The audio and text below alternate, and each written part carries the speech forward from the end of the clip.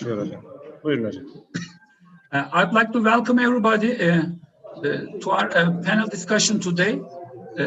We will be talking about the normalization process during the global epidemic period. As I said before, we have a very good lineup of discussants here who will contribute from their own countries' locations. We have guests here from Serbia, from Portugal, from Albania and India. I'd like to continue with the lineup, with the order of the studies as published in our conference book. So our first speaker will be Professor Dr. Tamara Milankovic-Kerkovic from University of Nice, Serbia. Welcome, Professor Tamara. We will be now giving you the turn to make your talk, to make your to give your speech. We have 1 hour, so if we can keep our talk around approximately 8 to 10 minutes, then we will all have a good chance of participation and also contribution. Thank you very much. Thank you very much. Günaydın sevgili arkadaşlar. Dear colleagues, dear hosts from Kocaeli University and distinguished professors, I'm very glad to see you again in these unprecedented conditions. But I'm convinced that these conditions will unite us, not to divide us. Mm-hmm. And I will try to be effective, to express my speech very shortly. And my theme will impact of COVID-19 and then ensuring measures on the legal framework and regulatory frameworks of the freedom of expression in countries of Council of Europe. And I will open this with the conclusion that the pandemic crisis is unprecedented and it is global.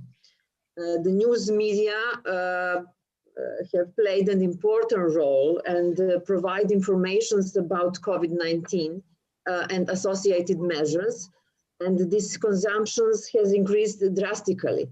At the same time, the crisis has amplified important pre-existing challenges to free expression and abuse of human rights. I'm sure that in every country and ordinary people feel all this deterioration.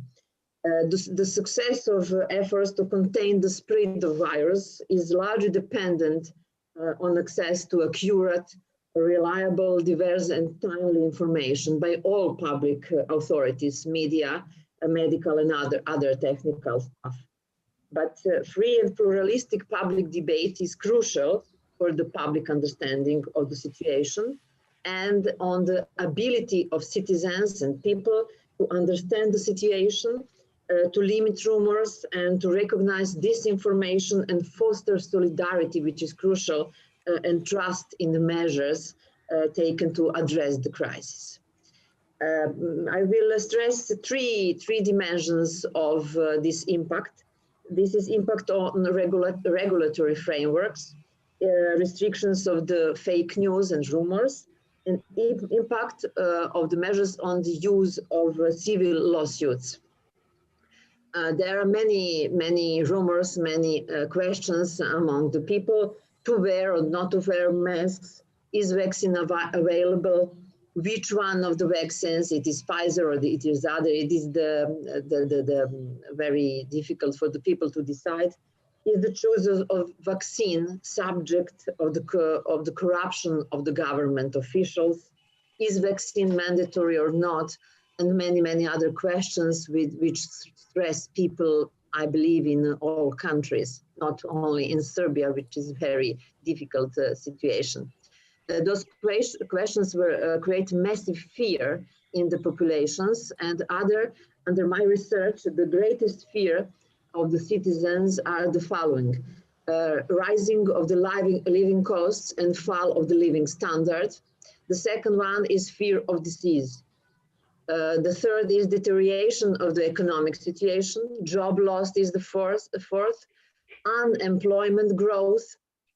Other fear is climate change and environment pollution.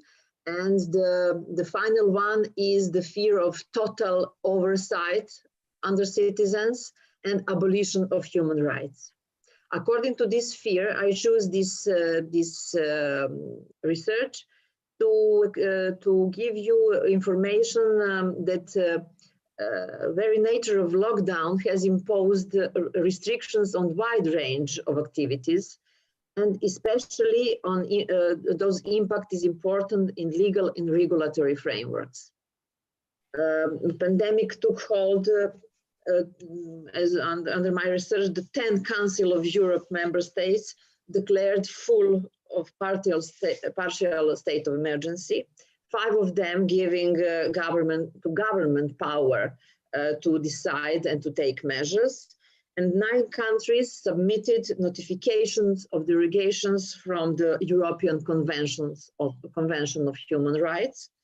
And this is the Article 10 of these conventions, which is dedicated to right to freedom of media and freedom of expression. Some of the member states declared emergencies for a set of period of time, others indefinitely.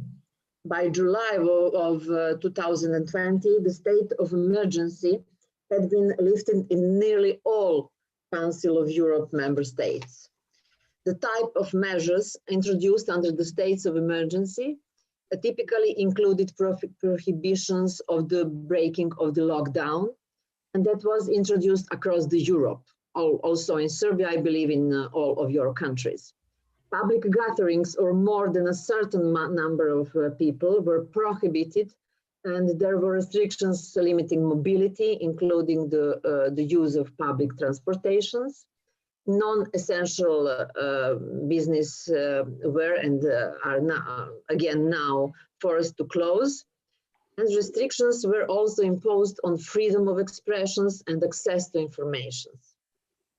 Because the access to the information is crucial, to satisfy this demand of information, government in most member states has regular press conferences, but in many cases, those conferences was abused for a number of media.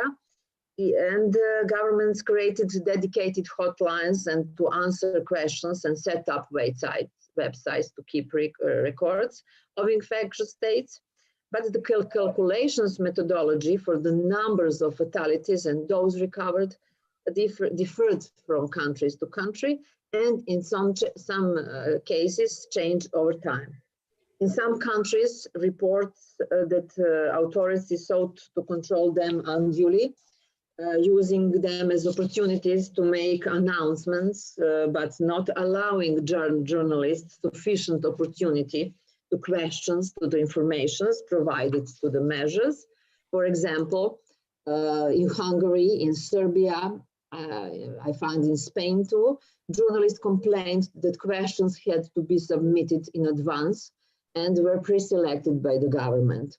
For example, in Serbia, we had the crisis staff and this body which take the measures as the official body for implementing measures against the pandemic, hide data of the number of dead and infected and adjusted it to the political situations and the need to call to the elections, to let this lead to the great distrust in measures of the crisis headquarters.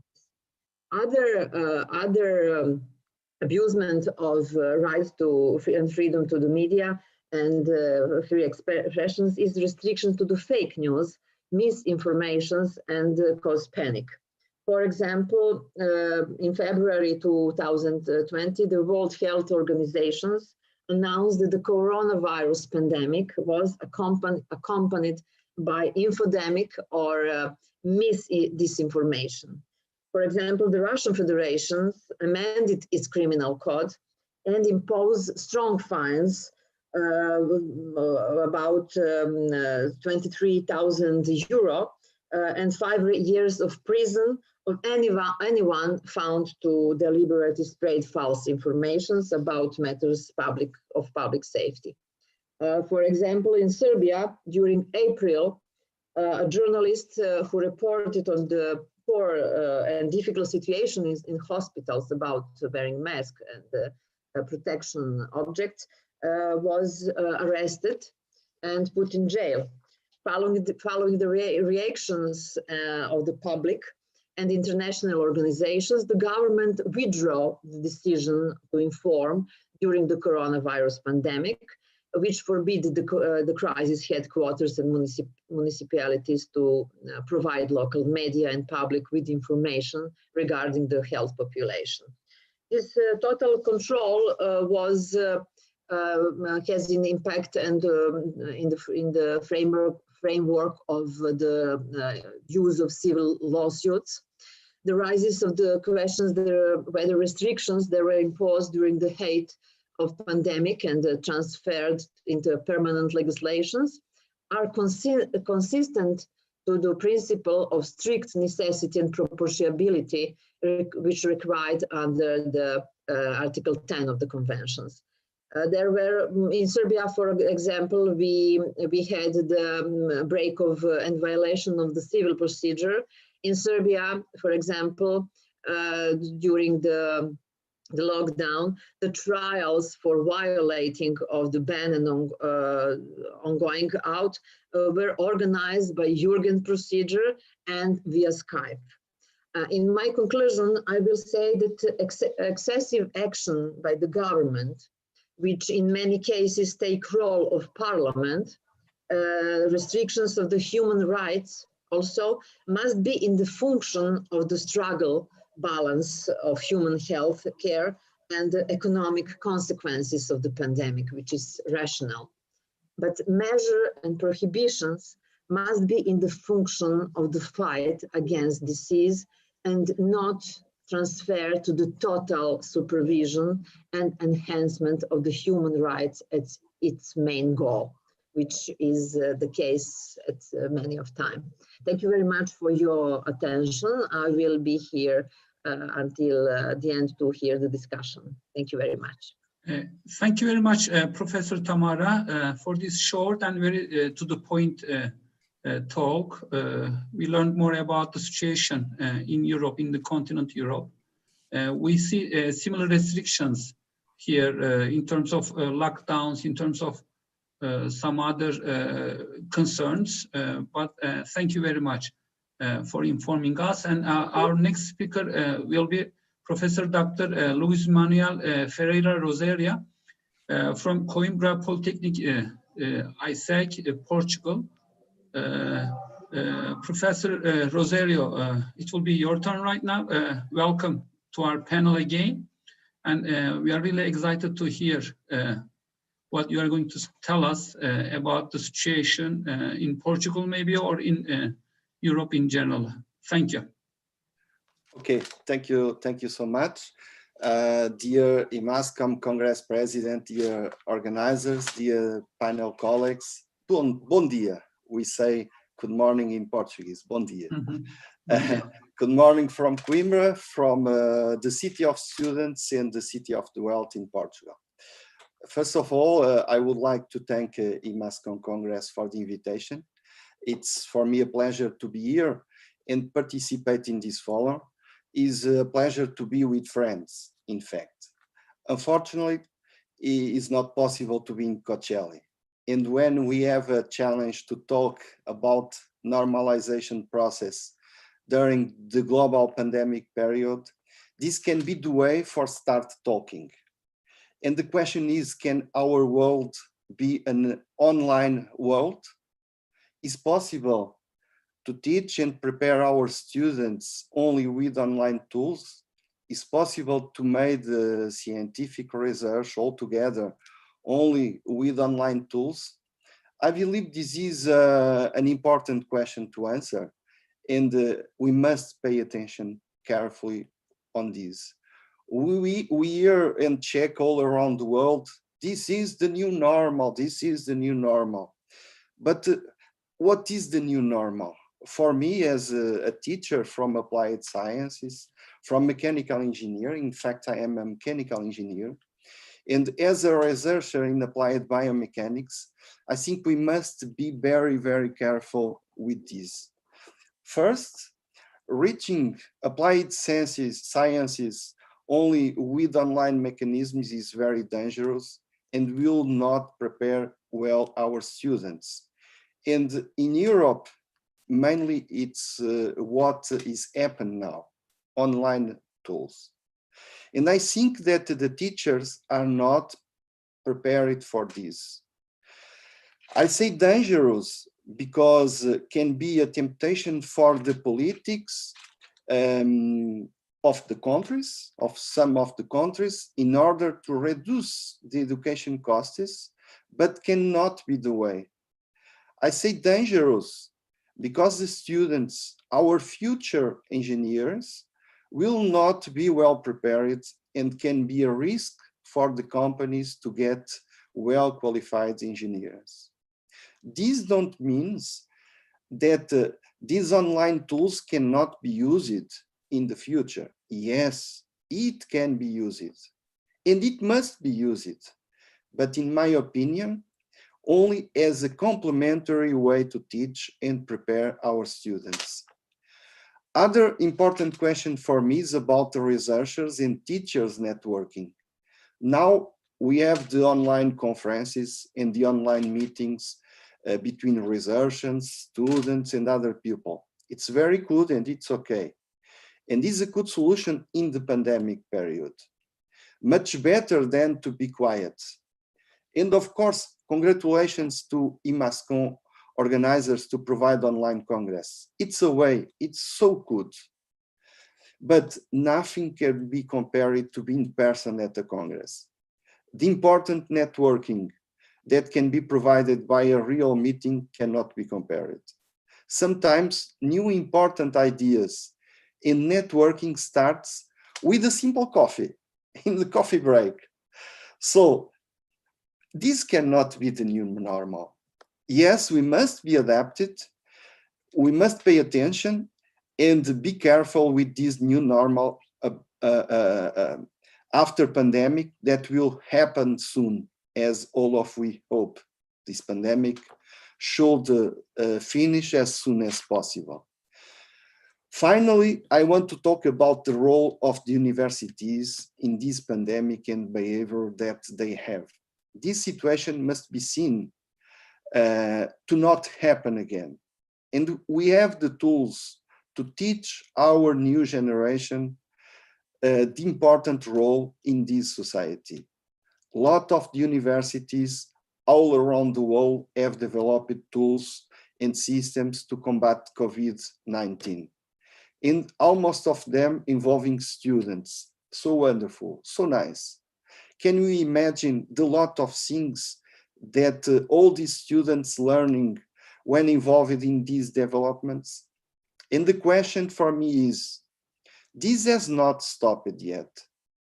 So as universities, we have an important role to provide the tools to involve our students in these new developments and to teach them with these tools, learning, being involved in these projects. If possible, I want to share you a simple example, a Loopy project. Can I share the screen? Okay. Loopy project involved students from mechanical engineer together with medical doctors, dentists in this case, in the Portuguese company. The idea was to help dentists that needs to use special glasses and provide frontal protection. I share this film with you because all the students involved on this solution learn a lot. Here we can see that these students learning working on a solution and provided to the society a solution for an identified problem. They have contacted with other people from out the university and all the competencies they earned are so good. And other much important thing, the role of the university, the social role of the university at work and must works. To finish, I think that as higher education schools, we have an important role in the future, during and after global pandemic period. And all the people, from teachers, students, staff, all the people should be involved in this process. Thank you very much for the invitation, and a big hello to all my friends presented here, and a special big hello to all my Turkish friends. All the best for all of you and for your beautiful country and beautiful people. Thank you so much. Thank you very much, dear Luis. Thank you very much, Professor Rosario, for this informative presentation. Also, thank you very much for showing the video and then the shield that's applied in the field of dentistry, I guess, but it can be also used in some other fields which have a close contact with the patients or with the people who are taking the services. Thanks a lot for this excellent presentation. And we'll be continuing with Professor Associate Dr. Flora Merko from Alexander Mosi University, Albania. I have to check, do we have a professor here? Yes. Dear Professor Merkel, can you unmute yourself? Thank you very much for being here today with us. And we also welcome you to our conference. Hi everybody, sorry for the late, but I was in the important meeting with the dean, so enter a little late, but I am here now. Yeah, you just made it. I mean, it was your turn, and that's a very punctual thank you very much. Attendance. Wish all of you to be in good health, and thanks the organizer of the conference for inviting us again as a keynote speaker. We are as at home in this conference, so thanks again. I have prepared something about impact of impact of COVID-19 in tourism. I don't know if I can share. Yes, I can share this. Okay. Yes, you should be able to. Yes. Can you see? Yeah, we can follow you. Okay. Coronavirus, sorry, impact on the tourism sector. I have collected some data about why I have choose tourism, because it's one of the most important sectors on the economy. According to a study conducted by the World Travel and Tourism Council in 2019, in 185 countries around the world, tourism represented the third largest export category after fuels and chemicals, 10.4% of global GDP, 10% of employment, 7% of global trade, and contributed 3.9% of global growth in 2018. These are the important figures why I have chosen to present what the big impact has had and will go to have coronavirus or COVID-19 in tourism sector. Here are some figures about the contribution of tourism and travel to GDP. This graph represents top 10 countries, where the first one, of course, is United States. The figures are in $1 billion. As we see, that are very big amounts figures for 10 countries that show us the contribution of tourism and travel to to GDP. And starting from US and China, different continents, and going with Europe, Germany, Italy, United Kingdom, France, Spain, etc., and other countries like Mexico and India. Here also something, some other data about the employment in travel and tourism industry. So as we can see, the figures are in thousands. China and India has the bigger figures about the employment in travel. That the figures are shown only to tell us that the impact of COVID in tourism is very big, because the employment of the people is too high, the contribution is in GDP is too high also. And now some figures about the impact of COVID. In 2019, the number of tourists increased to 1.5 billion. That is an increase of 0.5 billion in the last 8 years. Tourism supports 1 in 10 jobs and provides livelihoods for many million more. Expectation were that this number would continue to rise through 2020, but after the spread of COVID, the tourism industry is going through a severe crisis that is provoking the decline of the stock market in all sectors. And we can really say that tourism industry is the most affected one.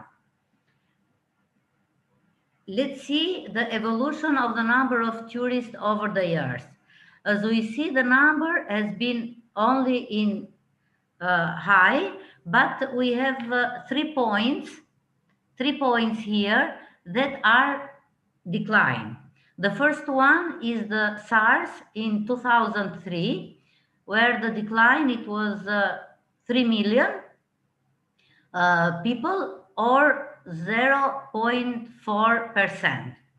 The global economic crisis in 2019 is the second decline, that it was 37 million people, or decline, or minus 4%. That is,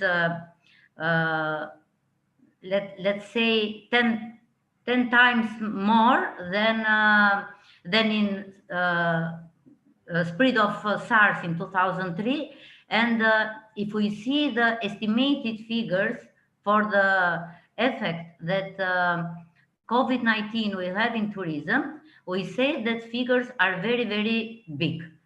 290 to 440 million people that will be unemployment from this COVID, and in percent is minus 20 to minus 30. Is if we compare to the 2 previous figures, we can say that the impact of COVID will be very, very, very big. But these are only estimation, these figures for the year 2020, or maybe next year also. But the figures can be higher or can be lower, because these are only estimated. Let's continue with some other figures for the impact of COVID-19 in tourism. The negative impact of this sector will be high as a result of COVID-19, and the tourism industry will have a resizing. World Tourism Organization estimate that tourism could decrease by 20 to 30%. In monetary terms, is a loss of 30 billion to $450 billion. This decline is higher, as we say before, higher than in 2003, caused by SARS, and higher than 2009, caused by the global economic and financial crisis. Taking in consideration the indirect impact that tourism has on many sectors, according to some preliminary estimates, global airlines may lose more than $110 billion in sales due to the suspension of human movements. That we see is a very big figure.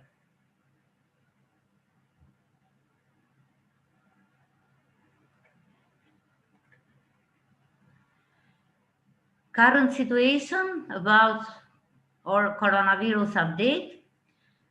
Main uncertainties can be grouped in three categories: the duration of the crisis, pandemic control, travel restrictions, reactivation of transportation, whether a second COVID-19 wave will occur, because as we can see or heard, Germany is waiting for another hit, and other countries are waiting maybe that another wave of COVID will occur during the winter, because are mixed COVID with other problems of the winter. Which government support policies are implemented? Who will be beneficiaries? How effective these policies will be? Which tourism behavior will emerge? Whether consumers lose or strengthen their appetite for travel? Which role trust among tourists in nations or region as tourist destination will play? And how health and safety are perceived? These are current situation problems. Some data tourism in Albania. In Albania, tourism is also a priority for the Albanian economy. Contribution of tourism to the country's economy for 2019 was 14.3% of GDP. Employees in this sector for 2019 reached about 100,000. According to some projections that are made in 2018 before the COVID-19, in 2025, employees in this sector will reach 2020 with an average increase of 2% per year. But of course, because of the actual situation, these figures is difficult to be real. Albania continues to have a high number of COVID-19 cases, and this is causing the tourism sector to further suffer from the pandemic. Albania is one of the top 15 countries on the list of 122 countries that are expected to be most economically affected by COVID-19 in the world.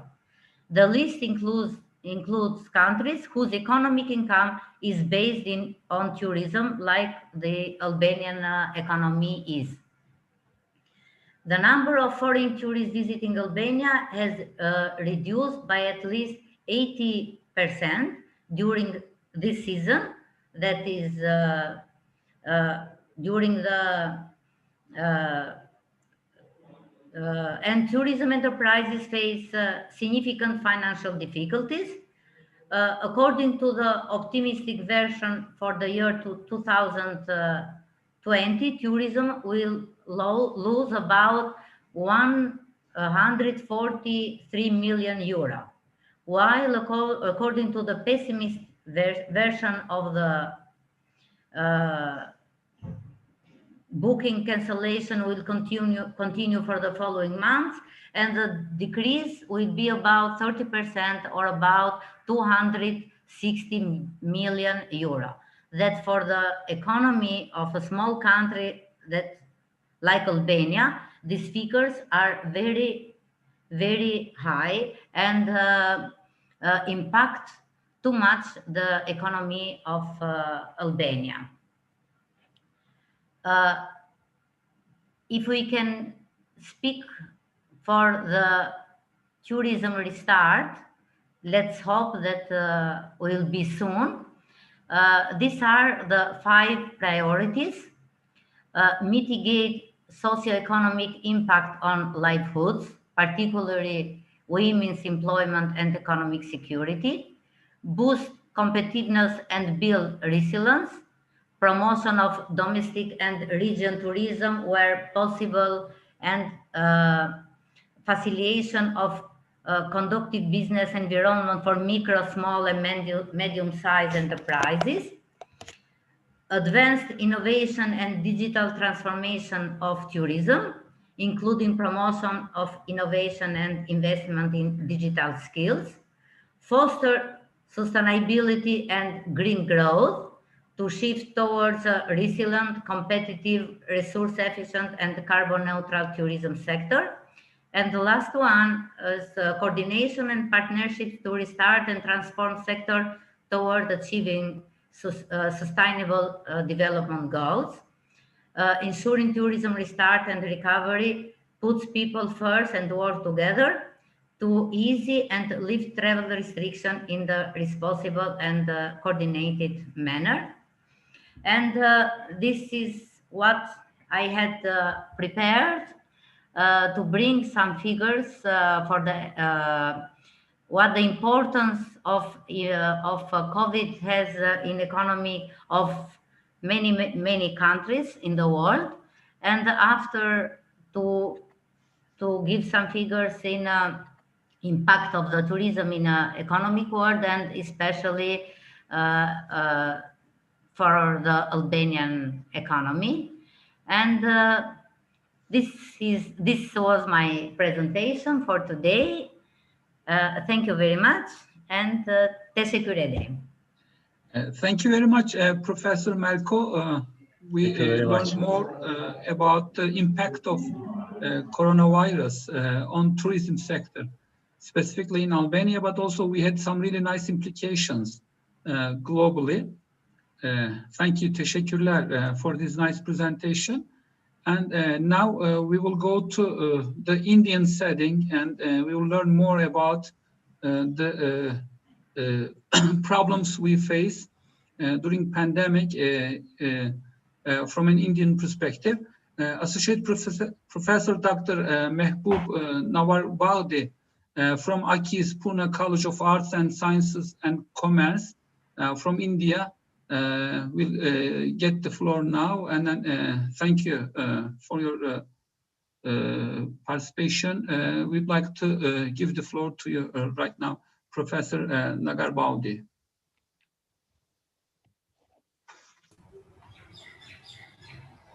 Thank you. Thank you, Professor. Welcome, welcome. We are honored to have you here with us today. I can share my screen now.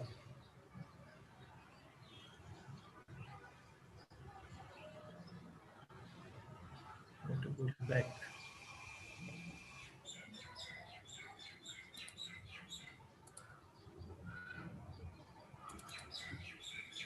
Mustafa Hocam, can you cancel the screen sharing?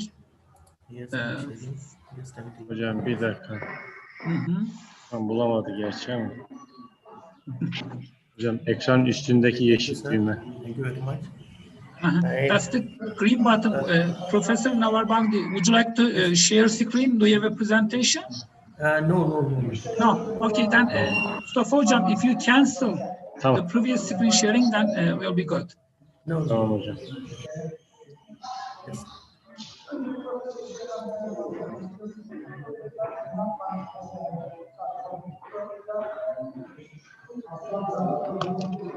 Hocam iptal da olmuyor ama.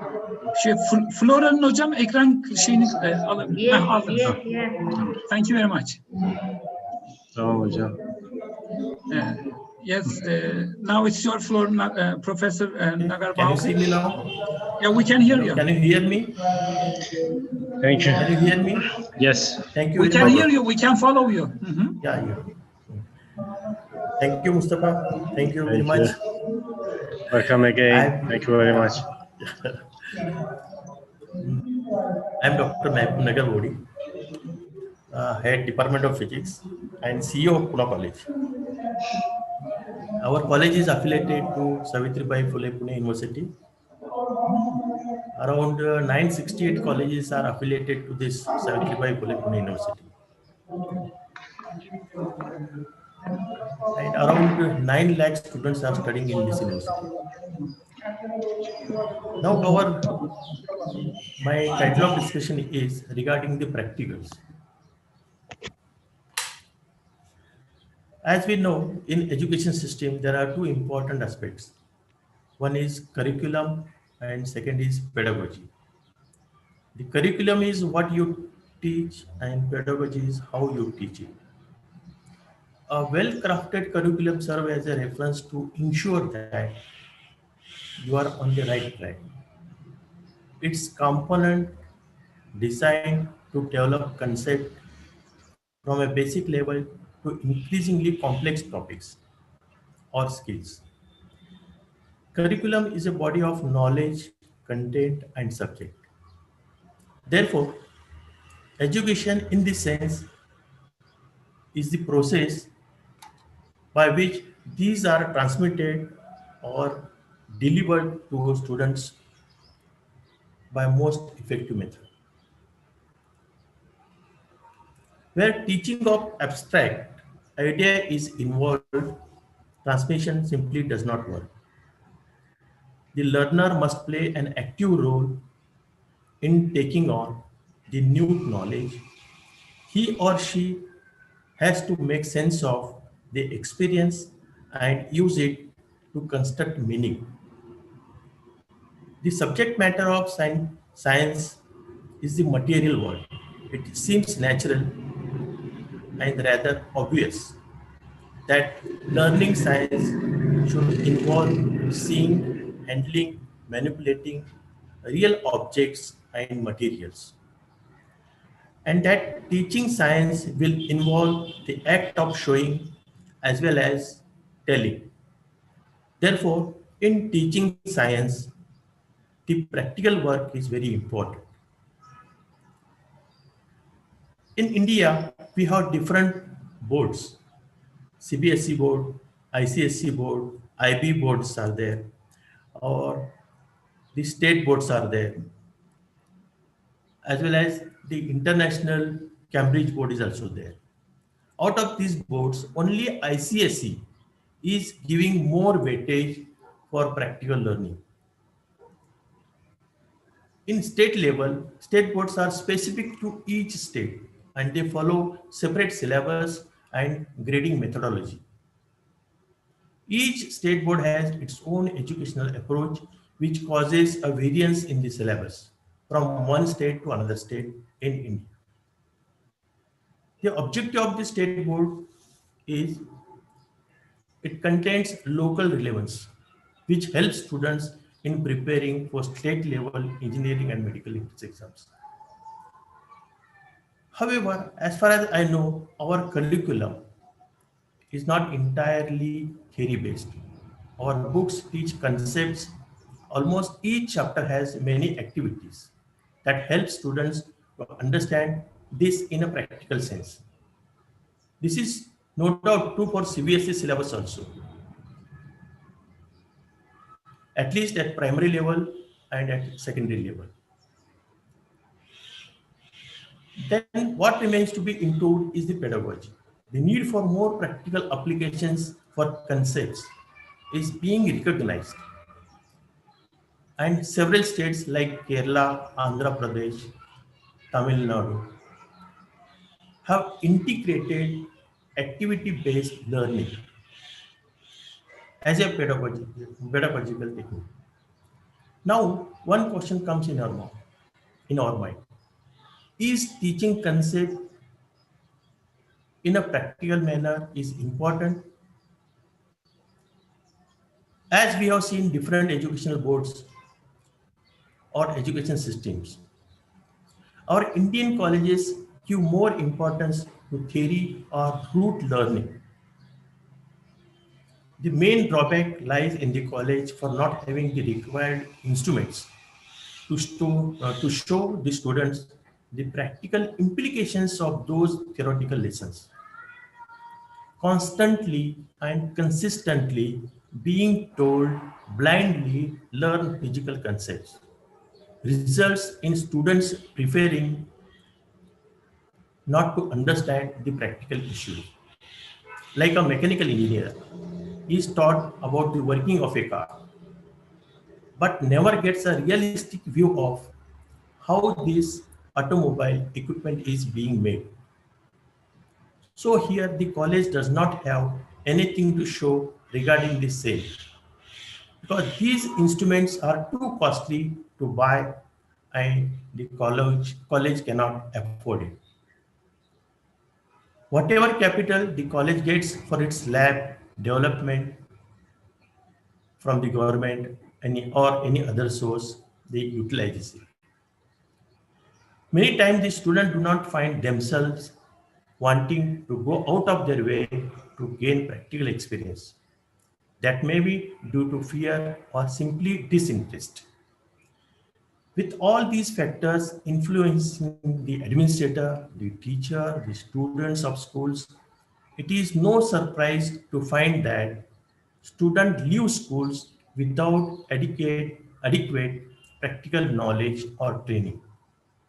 It can reach such an extent that student is unsure about using a simple device such as a vernier caliper, which is not so complicated. The reason behind our education system becoming complacent and complex. It can be argued that in the pursuit of providing the basic education to the massive population of the country, corners have been cut to fit the fast-paced needs of this generation. So the system is developed with the mindset that students eventually will learn things during their career. It is true to an extent, but we cannot overlook the importance of practical education. Just having knowledge based on books has a drastic effect on the skills of students. For one student, it will always begin their career treated as a beginner who has a zero experience in using or operating even the simplest kind of tool. Second, maybe he will no be longer be in a learning environment, which means that new work process could be unpleasant and dangerous. Therefore, at least to prepare a student for the rigors of a job, practical education is very important. Another important aspect of practical knowledge is the acquiring of skills. A country is always in need of good skilled workmen. When it comes to fields like carpentry or metalworking, the country still depends mostly on informally trained personnel and their experience. If schools and especially colleges offer practical subjects with the intent, the country will be able to produce graduates who have skill in such areas. This useful experience with the additional theoretical knowledge would prove an asset to them, therefore increasing the opportunities that are available to the students. Socially, it seems that somewhere along the development of civilization, the respect and the recognition that was given to the craftsman and workman has reduced. This state can be tackled at its most fundamental level by exposing students crafts and trades in question. It might displace the stigma attached to such jobs and in turn open up new avenue for students students can also learn new skills they might not know they possess. Now, the coronavirus has disrupted the lives of people all over the world, causing a slowdown. This puts a number of uncertainties for students about their career, studies, and future. The pandemic has impacted us, final year students, in more ways than one. A final year computer science engineering students from Hyderabad said that they were supposed to work on their capstone project this semester, but they had to leave it in midway. A final year agricultural science student studying MSc Quantitative Finance, who was supposed to begin his summer internship, told that all internships that are being offered are work from home opportunities online. These online internships don't match up with on-site work experience. Internships are not just about marks, but also about the experience one gains from these opportunities. And now it all seems like we are devoid of that knowledge. On a lighter note, they mentioned that the new idea on virtual graduation do not come true. Many of these courses seem to share similar issues, but the medical students face a lot of other problems and they have no choice but to wait till the college open. A final year MBBS student said the lockdown has an immense impact on MBBS students. Online exams and evaluations are practically impossible for us. We cannot examine a patient's pulse or blood pressure online. And without clinical exams, none of us will get a degree. With the delayed academic year that will follow, MBBS final year students may not be able to finish internship by March 2022. He added, the final year students will not be able to complete any TPG counseling after writing the exam in January 2022 because they won't be eligible for the allotment of PG seat without 1 year internship certificate. One more final year MBBS student said the pandemic would have a huge impact on the placement of opportunities in good hospitals because of the loss of clinical classes that help us to acquire practical knowledge in the medical field. But now everything has been postponed due to COVID-19. However, technological service is staying connected with them through emails and webinars. They have made attempt to try virtual onboarding, but several technical difficulties have made it impossible, he added. For students who look forward to their future career and studies, life has become unpredictable. In conclusion, it seems that giving importance to practical education could lead to a better economy, skilled labor, and newer opportunities.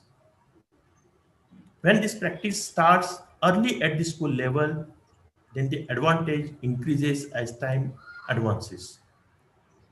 Young minds are more susceptible and capable of learning concepts faster. Simply put, all the theories, physics, mechanics, and all sciences, whatnot about cycling can be learned. But unless one gets on the cycle and tries to ride it, one will never learn the art of cycling. That is, in essence, sums up the importance of practical education. And this will not take place due to online. Thank you. Thank you very much, Professor Nagarbaudi. Thank you for this nice presentation. And we'll continue with hearing more about the Indian perspective. Principal Dr. Abbas Lokhamwala from Surya Datta College of Management, Information Research and Technology will continue with his talk. Welcome, Professor Lokhamwala. Thank you very much for being with us today. Good evening, everybody, one and all. I hope you can hear me. Yeah, we can hear you. Assalamu alaikum, and a very, very good evening to all of you all. Thank you very much. Outside, I would like to thank the organizers for giving me an opportunity to share my experiences with you all. It's really an immense pleasure to be in the midst of all of us. I would like to throw light on the courses to be pursued in times of unprecedented COVID-19 worldwide. This pandemic has not only brought economic meltdown at the global level, but has also changed the employment scenario. A sizable number of professionals and semi-skilled people lost their jobs and are now looking for other livelihood options. The students who have been entering colleges or universities are anxious as they are having trouble knowing which course to follow at this time of uncertainty. In India, the process for university admissions has begun recently. History tells us that after a global pandemic, lifestyle, social behaviors, economy, and governance are likely to change. These changes result in adjustments like employment and the job market. The fresh law graduates having a dream to enter a courtroom arguing before a justice may have to wait for some months to get that moment. Attempts are being taken for filling online petitions and hearing the scheduled matters in high courts. Converting all the processes of the Indian judicial system in an online mode is a Herculean task. This transition from face-to-face to an online form of legal aid cannot change in a few months. This changing model of the legal profession may cut the number of students willing to pursue law as a career option. In the given context, worldwide I should say, courses such as psychology, sociology, political science, economics, English, geography, social work, development studies, rural development, mass media would still be a preference for many students. At the master's level, public health, clinical psychology, mental health, environmental studies, education, technology could be promising subjects. Artificial intelligence, automation, and research may see more opportunities in the coming years. The reasons for being more in demand for these courses is the social transition forced by the pandemic.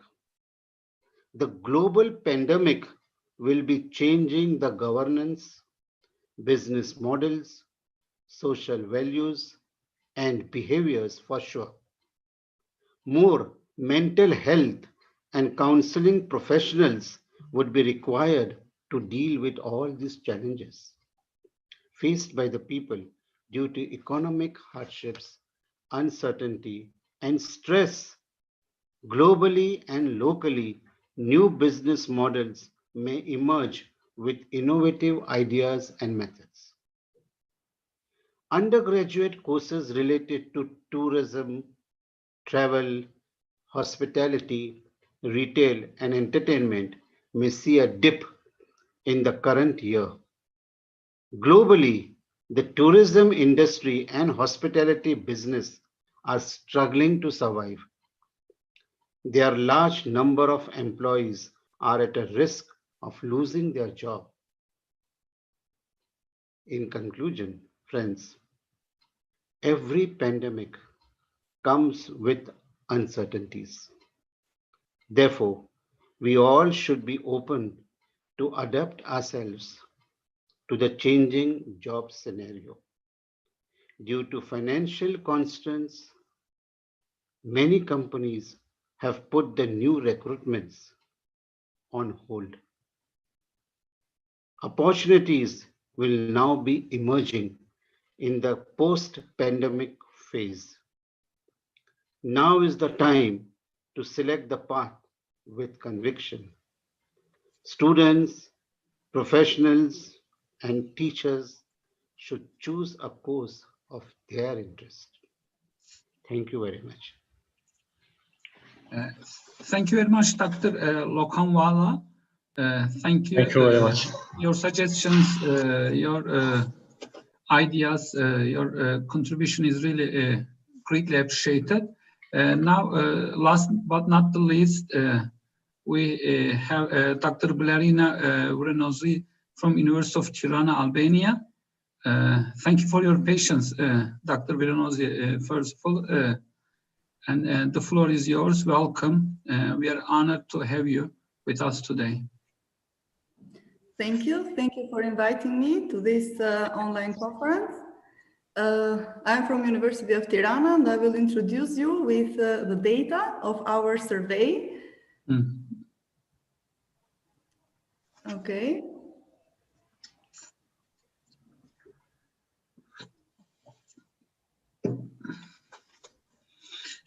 I have been to Tirana University before. That's a very beautiful university in Albania. You are welcome anytime. So Thank you. I will introduce you with the data of our survey, which is about the evaluation of the online learning process during the COVID-19 pandemic period towards the better future approaches of higher education in the Balkans. So the aim of this study was to evaluate the online learning during COVID and then to analyze which are the best future approaches of learning. For this, we launched and analyzed a survey for the Western Balkans, from which 99% the data were from Albania and Macedonia, but from other countries there were only sporadic data. We prepared a survey which had 24 questions with multiple answers, and they had the same format for both target groups which had the experience in online teaching. And we used a lot of tools to gather the data. So the online learning during COVID-19 faced a lot of challenges, and we targeted these challenges here to the online learning to know which of them had a positive influence and which didn't have. So we started with who, universities, demographics, experience, which overload, focused, how, what, service, and stress feelings that the professors had during this experience. So starting with demographics, we analyzed the age group and gender of the target groups which filled the questionnaire, and we see that the professors had less than 42 years old. There were almost 50% of professors, 85% of which were married and had kids. Meanwhile, for students, we had the age group till 21, which were more than 50%. This comes because in the Western Balkans, the students start the university directly from the high schools. And getting married in younger ages is the kind of tradition which also remains. So we analyze the age groups and the gender, and we see here that the professors for the age groups, employers were almost 50-50%, females and males, and this is good. And for the female scholars, we have more females which show the will to fill the questionnaire than males, maybe because recently females are more going to universities than previously, and also due to the immigration rate of males also, we have a low number. We check the environment, so the place and with whom they lived, and for both target groups, home was the place when they taught and when they followed the lectures. Meanwhile, they lived with partners and kids for professors and for students with parents or with parents and siblings, which are, as we know, the ways of having a distraction at home. And we analyzed the teaching approaches by environment. We saw that during COVID-19, the most of professors preferred the blended learning, 50% online to 50% face-to-face, because maybe some more from these professors felt somewhat difficulties with the environment. Meanwhile, when we asked for the further online teaching, they prefer the face-to-face because of the somewhat difficulties that they face with the environment or with the very much ones that they faced. And this relationship is significant. We checked the countries and universities. In all this amazing pool of responses, we had mainly from North Macedonia and Albania, and we see here the colors for both them, and the University of Tetovo, Tirana and Medicine Tirana were highly represented for both professors and students here. We checked the relationship of universities by COVID-19 teaching approaches, but there was no significance. Also, if they would follow the further online teaching, there was no significance. We checked the previous experience to see if this previous experience had influence to the teaching approaches. And we see here that they didn't have or they have experience. To check it by universities, we saw that the University of Tetovo had previously experience with university students, but online experience, we mean, but both other universities, this was the first experience ever, and this resulted to be significant. We checked the equipment, and the equipment which was mainly used was the laptop for both professors and the students, but we have almost 40% of students who used the cell phones to follow the online lectures. And we analyzed the teaching approaches by equipment to see if there is any significance or not. So during the pandemic, they preferred the blended learning because they somewhat felt the difficulties with equipment. But for further online teaching, they prefer the face-to-face because somewhat or very much they had difficulties with equipment, and this was significant. We checked the noise, which is a consequence of the equipment itself or of the service of the internet. And we saw that during the pandemic, they preferred blended because they felt somewhat difficulties with the noise, but if they would like to follow further the online teaching, professors say no, because as we see here, they felt a lot of difficulties with the noise during the online, and this was significant too. We checked the overload for professors about the courses number per second semester that we analyzed and the hours per week. And if we see here, we have a large, a considerable, let's say, percentage of professors and students who had this more than 5 courses per one semester, which is translated also to more than 13 hours per week. But this didn't impact to the online learning. And we check the camera and audio open, which is an important feature of the interactivity of students and professors. And we saw here that mainly they had the audio open, so not camera, which we see here for the professors too. But for students, we have that some students were not attracted to the online lectures at all. They were doing something else. So we saw this influence of interactivity to teaching approaches. And during COVID-19, because of somewhat interactivity or very much, they preferred the blended learning.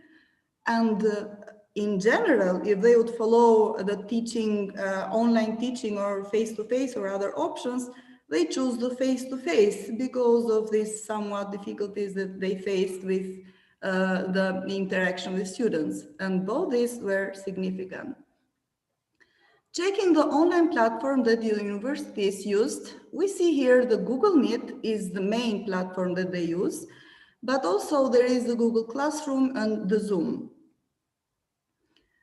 If this was the university platform, yes, mainly answered like that this was university platform, but a lot of professors used independently another platform which was chosen by them as the best one, and which on the other side is followed by this pool of students. For the extracurricular communication, they mainly used the Google Classroom, but also through emails or online after classes. But the online platform was not significant towards the teaching approaches. Now we will see the stress, so how the professors felt during online teaching. And we see that mainly all the students, as we see here, they were almost 55% were not following the online teaching. They were either sleeping or doing something else, or they left the phone with a photo, or they were not present at all. But some of them were distracted by family members, we see here, and some others had bad internet. So indeed, is 100% online teaching the best approach during COVID? We will see this step by step. So checking the traction, if online lectures were attractive to professors or not, they chose during COVID-19 the blending learning because rarely the online lectures were attractive. And in general, they prefer to teach face-to-face because rarely also the lectures were attractive, or we see here that the online lectures were never attractive. So mainly the professors selected these ones here. And these were significant. We checked by feeling free, if online teaching made professors feeling free. And we see here that it's rarely, therefore they choose blending learning. And in general, they prefer to the face-to-face because rarely or never, we see here, the online teaching made the professors feel free. We saw the loss of concentration during online lectures, and in COVID-19 pandemic, they preferred the blended learning because somewhat or neither they had the loss of concentration. And in general, they preferred the face-to-face because they had very much or somewhat the loss of concentration during online learning, teaching. And this is also significant. We checked monotony or annoyance during the online lectures. And during COVID, they preferred the blended because rarely they felt like annoyed or the lectures created monotony, or even often. But in general, they also preferred face-to-face because often we see here, mainly the professors who selected face-to-face, they often felt annoyed during the online lectures. And these were both significant. By wasting time, if online lectures, a professor felt like wasting time during these, we see that during a pandemic, they prefer a blended learning because they we see here rarely felt like or never felt like wasting time. But in general, they prefer the face-to-face because they never or also rarely felt like wasting time. And these were both significant. We check by spending, and we heard a lot from our colleagues that spendings during COVID-19 were less than when you go to the auditory face-to-face. So we checked this, but this was not a significant relationship because we have here a distribution of the answers for each of the answers of online teaching were the same for all the answers. So our results were that when the professors were asked if they would further use the 100% online teaching, they preferred mainly face-to-face. But in case of any other pandemic or during this COVID-19 pandemic, they preferred the blended, which means the 50% online and 50% face-to-face. And we conclude that these selections, these preferences of our colleagues were impacted by the environment, by attraction, by freedom, by loss of concentration, wasting time, monotony, noise, equipment, interaction during the online learning, and they were not influenced by spendings or others that we analyzed here. Previous experience didn't influence only to each university's. So this was my presentation, and I want to thank a lot to all my colleagues and students who felt this amazing pool of data. And so we show that the COVID-19 didn't stop us. And thank you very much from the class of COVID-19 for your attention. Thank you very much, Dr. Viranoti. This was really informative. We learned a lot from the perspectives of the students and teachers, and not only from Albania, but also from North Macedonia. Specifically, thank you. We hope we can also follow the publication when it is published, because it's a very comprehensive study. Thanks a lot.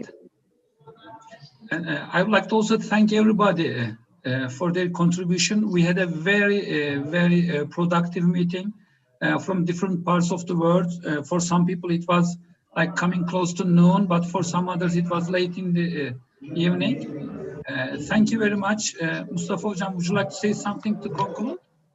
Thank you very much. Thank you for collaboration, and thank you, very good, effective study. Thank you very much. We would like to see you maybe face-to-face in coming conferences in our beautiful city of Kocaeli. Thank you. Thanks a lot. Thank you. Thank you very much. Okay, Mustafa Hocam, we can finish it whenever you feel. Tamam hocam. Hocam çok teşekkür ederim. Sağ olun size de. Thank you. Thank you very much. Greetings from Kocaeli.